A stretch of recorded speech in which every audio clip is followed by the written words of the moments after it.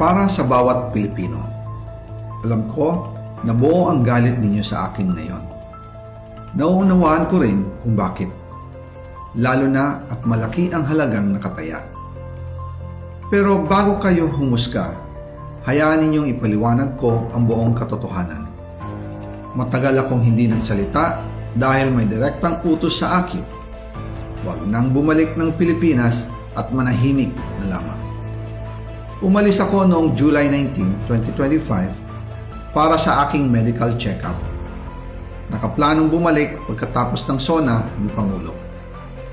Pero habang papauwi na ako, tinawagan ako ni dating Speaker Martin Romualdez at sinabihan, "Stay out of the country.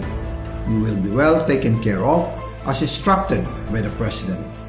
Noon naniniwala pa ako sa kanila, kaya't hindi ako bumalik.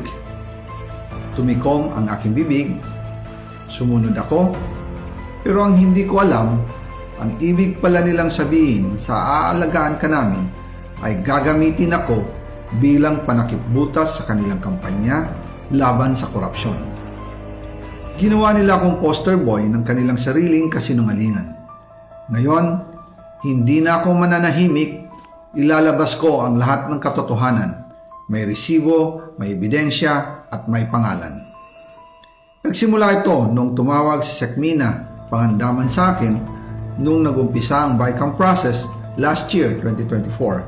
Ang sabi niya, katatapos lang ng meeting nila ni Pangulo at may instructions na mag-insert o magpasok ng 100 billion worth of projects sa BICAM. At sinabi pa ni Sekmina, you can confirm with Yusek Adrian Bersamin dahil magkasama sila sa meeting ni Pangulong BBM noong araw na yon. Tinawagan ko po agad si Yusek Adrian Bersamin at tinanong ko kung may instruction na ba ang Pangulo na magpasok ng 100 billion during their meeting. Ang sabi niya ay totoo nga po. Right after our conversation, tinawagan ko po si dating Speaker Martin Romualdez at nireport ko ang instructions ng Presidente to insert the 100 billion projects. At sinabi niya sa akin, what the President wants, he gets. After ng ilang araw, nag-set po ng meeting si Sekmina Pangandaman at Yusek Adrian Bersamin sa amin ni dating Speaker Martin Romualdez sa Aguado Building in front of Gate 4 ng Malacanang at nandoon din po si Yusek Jojo Cadiz. During the meeting, binigay po ni Yusek Adrian Bersamin ang listahan na worth 100 billion. Tinanong ko po si Yusek Adrian kung saan galing ang listahan. Ang sagot niya, galing kay PBBM mismo at binigay niya ito mula sa brown leather bag.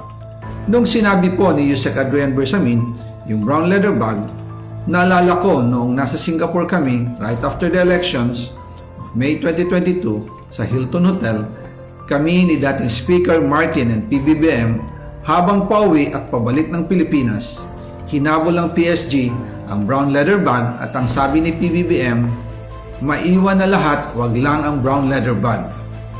Kaya naniwala ako na utos talaga ito ng Pangulo. Pagkatapos ng ilang araw, I informed sina dating Speaker Martin Romualdez, Sekmina Pangandaman, Yusek Adrian Bersamin, and Yusek Jojo Cadiz na kung pwede 50 billion lang ang ipasok sa program funds dahil so sobra ang DPWH funds versus sa DepEd. In practice, hindi pwede na mas malaki ang budget ng DPWH kaysa edukasyon. Inimbalas na 50 billion, ilagay na lang sa unprogram funds for the 2025 budget. Dahil Office of the President din ang nagre-release ng lahat ng unprogram funds. Pagkatapos ng isang araw, tinawagan ako ni Sekmina at sinabi ang mensahe ng Pangulo, ipasok ninyo yan dahil pinangako na sa akin ni Speaker Martin yan at hindi na pwedeng baguhin. Kumbaga, ang utos ng hari hindi pwedeng mabali. Again, I informed the Speaker and asked clearance about the instructions ng Pangulo. At ang sabi niya, wala tayong magagawa. Kaya po nagtataka ako kung bakit sinasabi ni Pangulo na hindi niya makilala ang budget, samantalang lahat na binawas at dinagdag sa mga ahensya ng gobyerno ay humihingi ng approval sa kanya si Sekmina Pangandaman. bago namin ginawa o tinapos ni Senator Chis Escudero during the BICAM.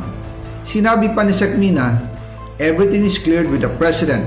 Basta importante, pasok ang pondo na request ng Pangulo. The following day, sinabi ni Sec. Mina, approve na si Presidente BBM sa lahat na binawasan na ahensya. Masaya na ang Pangulo dahil naipasok ang gusto niyang 100 billion insertion. Wala pong perang napunta sa akin. Lahat po ng insertion napunta sa ating Pangulo at Speaker Martin Romualdez.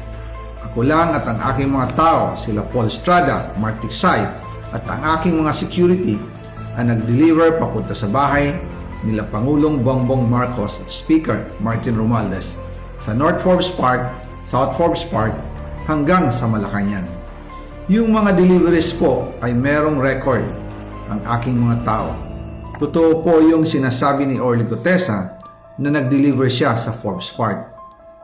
Totoo din po ang sinasabi ni Orly Gutesa na nag-deliver siya sa Malacanang nung siya ay nasa Senado. Para mapatunayan ang mga litrato na deliveries ay ilalabas ko po together with this video. After po ng approval ng budget sa General Appropriations Act of 2025, nagtanong po ako sa DPWH kung magkano ang kailangan na ibigay sa Office of the President o ang SOP na bigayan. Ang sinagot sa akin ay 25%. Ang ibig sabihin nito, 25% ng 100 billion ang SOP na kailangan ibigay kay BBM mismo. In total, 25 billion ang napunta kay Pangulong Bongbong Marcos. Kaya ngayon ay hinahamon ko si Ombudsman Remulla kung seryoso talaga siya sa mga sinasabi niya sa kanyang press release na idadamay niya pati si Martin Romualdez kung magbibigay ako ng ebidensya. Patunayan niya ngayon ang pronouncement niya. Imbestigahan niya ang Fraternity Brad at ang kanyang kaibigan na si Speaker Martin Romualdez kung talagang tutupad siya sa tungkulin niya. Imbestigahan din niya si President Bongbong Marcos. Sabi nga ni BBM nung SONA, let's do it right at mahiya naman kayo, hindi po ba? Nananawagan din po ako sa Senado na imbestigahan ang 100 billion insertion ni Presidente. Alam ko po na hindi gagawin ni Ombudsman Remulla ang hamon ko. Pero magaling ang Senado sa imbestigasyon at ako ay naniniwala na dahil sa kanila, lalabas ang katotohanan. Yung pong listahan ng mga projects, ilalabas ko din kasama ng video na ito. Dahil dito, mas lalong darami ang ipafile na kaso sa akin. Ginagamit ng administrasyon ang buong resources ng bansa para tumahimik ako, para masira ang aking kredibilidad. Darami din ang banta sa buhay ko at ng aking pamilya. March 2025 pa lang, si Speaker ay nagpaparinig na sa akin sa aming meeting that he will shoot me if I will talk. At pagkatapos niyang sabihin sa akin in a phone call na don't come home, we will take care of you, tumawag ulit si Speaker Martin at sinabihan niya ako na pag umuwi ako will be dangerous kasi they might hire someone to do a rub out on me or hire the police to kill me while in jail. Una pa lang ito sa mga gusto kong ibunyag. Marami pa akong dadalhin sa liwanag. Isa na dito ay yung kay Henry Alcantara, ang DPWH boys. Ang sinasabi nilang halaga sa ICI ay 21 billion. Hindi po totoo yan. Ang totoong numero ay 56 billion pesos at yung pong halaga na yan ay kay Pangulong Bongbong Marcos at Martin Romualdez na punta lahat.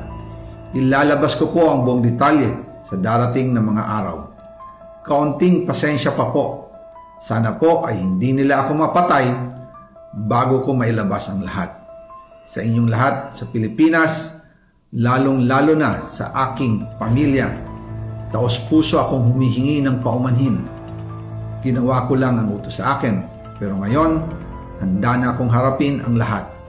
Uulitin ko po, yung pong pera, wala pong napunta sa akin. Dumaan lang po ang pera sa akin para i-deliver kay Speaker Martin Romualdez at Pangulong Marcos. Salamat sa inyong pagkakas.